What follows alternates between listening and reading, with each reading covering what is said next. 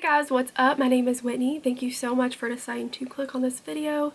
In today's video, it's another one about my disease, which is cystic fibrosis. If you don't know what that is, it is an inherited genetic disease that basically affects all of my internal organs. It's a very serious disease, and I have other videos on it if you would like to learn more about it, and I will also talk about it in the description box down below. But in today's video, I wanted to talk about what it was actually like growing up as a sick kid and being terminally ill and living in the hospital. So if you would like to hear me talk about that, please stay tuned. So I was born in October 1990, and my parents thought they had a happy, healthy baby. Later did they find out I was pretty sick, I was fussy, my parents could tell that I didn't feel good. Every bottle that I drank, it all went through me. They went through a bag of diapers every single day because I was pooping everything I was eating out. And they could tell that I was losing weight instead of gaining. I was looking pretty ill, and they went to the doctors multiple times, and eventually I got so sick that they took me to the hospital. And they tested me for AIDS and cystic fibrosis and a few other things, and it came to find out that I had cystic fibrosis. At the time, it was a very, very serious disease, as it is still today, but it was terminal, and it was a childhood disease, which meaning that people didn't make it to adulthood. And I looked on Google what the age of survival was in 1990, and it says, by 1990, thanks to full lung transplants and other scientific breakthroughs, children with cystic fibrosis lived until their late teens. And they were just devastated when they found out that I had cystic fibrosis. And for the testing for CF, it's a sweat test. So they actually had to shock me and test my sweat to see if I had it. Anyways, they were devastated because they were told that I wasn't going to live very long, because no one back then did. There wasn't very many breakthroughs. There wasn't very many medicines that treated the disease. And they said that if my parents had been another day or so, that they would have gone into my room and in my crib, and I would have been dead from malnutrition. Because when you have CF, you're most likely pancreatic insufficient, so you need enzymes to absorb your food. I stayed into the hospital for about a month, and on Christmas Eve, my parents asked if they could go ahead and leave, and they were sent home with vitamins and enzymes. And they kind of felt hopeless because when I was in the hospital, as soon as I was diagnosed with CF, my dad lost his job. They believed that he was fired because they didn't want to cover all of my expensive medicines, and hospital stays, and knowing that he had a child who was terminally ill. We're kind of at a low point after I was born, and my dad had lost his job right before Christmas while I was in the hospital. They found out their child had a terminal disease, and it was hard for a while. And I think they were depressed and down for a while, and finally they got back up and had hope. And growing up with this serious disease, they would say, oh, you're only going to live this long, and I would surpass that. Oh, you're only going to live this long, and I would surpass it. My parents never made me feel like I was going to die or tell me I was going to die. I didn't believe it. They said, no matter what, live your life to the fullest. You don't focus on the negative, focus on the positive.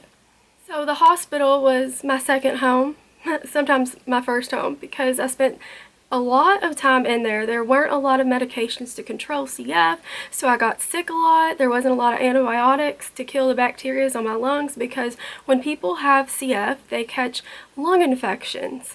And we catch different bacteria on our lungs because the mucus on our lungs is very thick, and they're in our airways, and bacteria just clings to it. And these bacteria stay in our body forever. Sometimes they lie dormant, but you have to kill the lung infection. And when oral antibiotics wouldn't work, I would have to go in and get IV antibiotics to treat the infection for at least 2 weeks or more. The truth, I don't know how many times I've been in the hospital.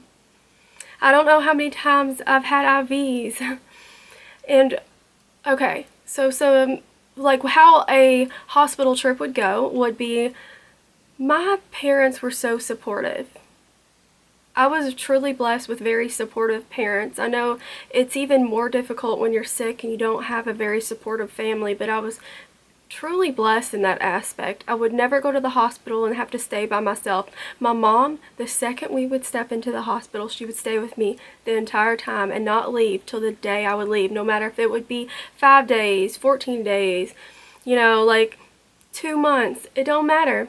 She was with me the entire time. So supportive. And my dad, he was a truck driver growing up, and he still is today, and he would lose sleep over supporting me and my mom. And he would only, a truck driver, they don't sleep very much, and normally he would sleep 5 to 6 hours a day, but a lot of times he would skip that just to come up to the hospital and bring us food and presents, little treats, and be with us. And he would be at every hospital stay, to support, and he would be at every doctor's appointments, as would my mom. They were so supportive. I don't know where I would be without their support. Growing up, they would never allow me to skip any medications or treatments, and I do account to why I'm so healthy today. Anyways, when I would go into the hospital, I would be super nervous because was nervous to get an IV. I don't know what it is. It's something that I've always been nervous about because I can't get normal IVs, peripheral IVs. I think that's what they're called. I would have to get PIC lines, midlines, or ports. So, a midline would be underneath the crease, the bend of your arm. It would be a midline. Then there would be a PIC line that would go here, and they would have these certain tubes that would go into your veins and support your vein, and they would thread it to your heart, or then there is a port that would go into your chest, and I would have to get one of those because my veins were just shot from all of the harsh antibiotics that I had to be on. And I wasn't blessed with very good veins to start out with. I would normally have to get a PIC line, and I would have to lay in my bed and awake, and they would have to cut my arm and thread this tube up to my heart, and I couldn't move. Then they would have to bring an x-ray machine in to make sure that it was in the vein in my heart correctly. And then after that, the hospital stay would calm down. My nerves would calm down. It would be honestly a family reunion because everyone there was like family. They were amazing people, and they were truly called to do their job because they supported everyone. They were so sweet to all the kids that they were taking care of, whether it be the doctors, the nurses, the respiratory therapist, from the food cart people to the people who come in and clean your room. They were awesome, and I will never forget any of these people. Some of the nurses that I had, as soon as they would hear that I was in the hospital from other nurses or my name being up on the chart, they'd be like, I gotta go see Whitney. And they would run, they'd be like, hey baby girl, and I'd be like, oh my gosh, it's been a while, I miss you. And they would bring me presents like perfume. They would make me home cooked meals and bring them to me. These people were amazing. My art therapist was a great woman. Hey Elizabeth, if you ever watch this. And shout out to everyone at Cosair Children's Hospital in Louisville, Kentucky.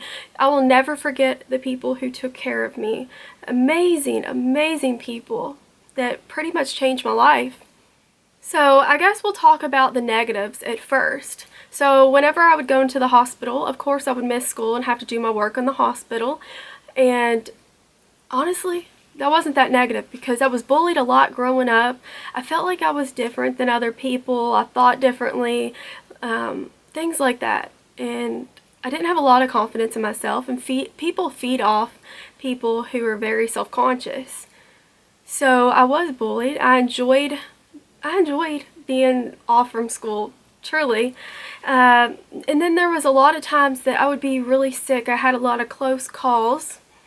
Pretty much the sickest I've ever been, besides the malnutrition that almost killed me. I've had bowel blockages, lung infections. The sickest that I've ever been would probably be when my lung collapsed from pneumonia and I caught MRSA on my lungs.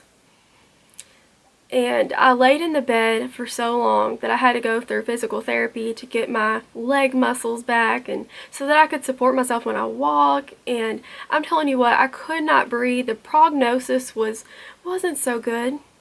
And I've had doctors say that, like, you're not going to get any better than this. And I'm like, no, but I want to. I can't accept the way I'm feeling right now, that I won't feel any better than this. And I did have a lot of hardships, and my parents went through a lot, being told a lot of negative things, and oh, your daughter's only going to live this long and this long, and we don't know if she's going to make it. I've been in the ICU.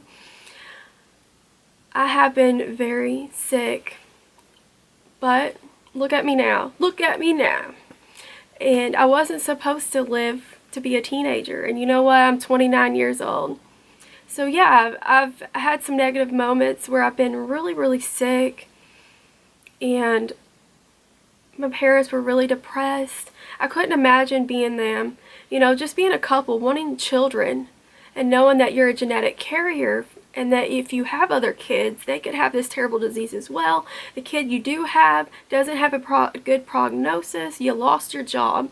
And over the years, they've had to pay a lot of money on me for my medications, and I've lost insurance over the years, and they've had to put things on credit cards. Never once did they say, Whitney, you can't have your medicines. They always stepped up to take care of me, no matter how much it cost. You know, I remember at one point they were paying basically a house payment for my medical costs. So good memories in the hospital growing up. I made a lot of friends in the hospital before cross-contamination. You know, people with CF, they can't be around each other, but growing up in the hospital, we were. Like, I made so many friends and so many people with CF going through the same thing as me. And I had this one friend named Danny. He was always in the hospital. He wouldn't do his treatments. He didn't have supportive parents. And he would throw himself into the hospital because he had a support group at the hospital. But every time I would be in, Danny, he would already be there for a couple of weeks, you know? And I'd be like, hey, Danny. And at nighttime, we would have these wheelchair races down the hall until we'd be like, oh, I'm gonna win. He'd be like, no, I'm gonna win. Oh, I got this. Until the nurses would yell at us like, Danny and Whitney, what are you doing? Go back to your rooms. Oh, I just hit my table. But it was so much fun. It really was. And then there was another good memory. It was my birthday. I've been in on a lot of birthdays, holidays, and one year was my birthday. And the room next door was empty. I had my friend Michael and his parents come to visit me for my birthday, bring me a present. Shout out to you guys, Michael. Anyways, the nurse said, Whitney, Michael, you know, there's an empty room next door if you want to have a little party for your birthday. And they had turned on the TV. We had some board games from the recreation room inside the hospital on our floor, because there was a place for everyone, all the kids to play. Anyways, so we had a little party. Me and Michael got to hang out in this room by ourselves. And, sorry guys, my dogs, they're crying. Anyways, we were inside the room playing. We ordered pizza while Michael's parents and my parents were hanging out in my room. We were in the other room. And they let them stay past visitors' hours, which I think was like 8:30, 9 o'clock, and they got to stay late. And it was a really great time. And there's a lot of basketball teams, jockeys that I got to see on different occasions that would stop by and see the kids, and they would always bring us things. And one day I was going to physical therapy, and I came back and there was this bear sitting in my hospital bed. And this is Bubba Bear. This is what I named him. He's a Boyd's bear, and he has been through so much with me. He went to every hospital stay. He even went in surgery with me. They put a hospital bracelet on him, and it said Bubba and then my last name. And he went into surgery with me multiple times. And in the recreation room, me and all the sick kids got together with our teddy bears. We were doing surgery and putting IVs in them. We also put diapers on them. I believe I still have a diaper on Bubba. Bubba still has a diaper. I don't have his hospital bracelet, but I put many IVs in him, you know, fake ones, not real needles or anything, but the plastic ones, and, you know, pretended I taped it on him and things like that. That was a good memory. All the friends I made, other sick kids. I'm trying to think. A lot of people would just, the nurses and things like that, and respiratory therapists would just come in and hang out and be friendly. They would give me free scrubs, Because one year I was like, I think I want to be a nurse for Halloween. So they got me some scrubs and gave it to me. They gave me hospital gowns. The food cart man, I became friends with him. And he knew I loved these Nutri-Grain bars. And he would always sneak a bunch of them to me so I could put them in my drawer and save them for later. He was an awesome man. And I always treated everyone really sweet, tried to befriend them, and they were always sweet back and kind and, like I said, like family. There were times that I was just tired of being sick and then I got really depressed and things like that.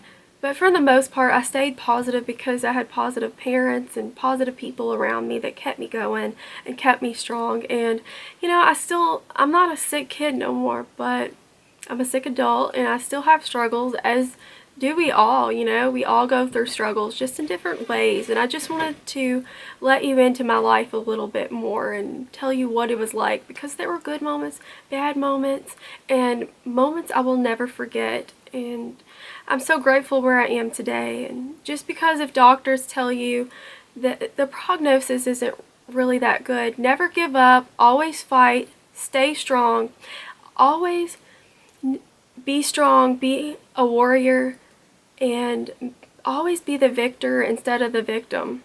You always want to stay strong. Sometimes it's very hard sometimes, and I understand that. Just reach out to people, let people know that you're struggling, tell them your story, because you never know by opening up whose lives you could change, friendships you could make, and things like that. I love you guys so much. If you have any more questions, leave them down below, and I will see you in the next video. Bye.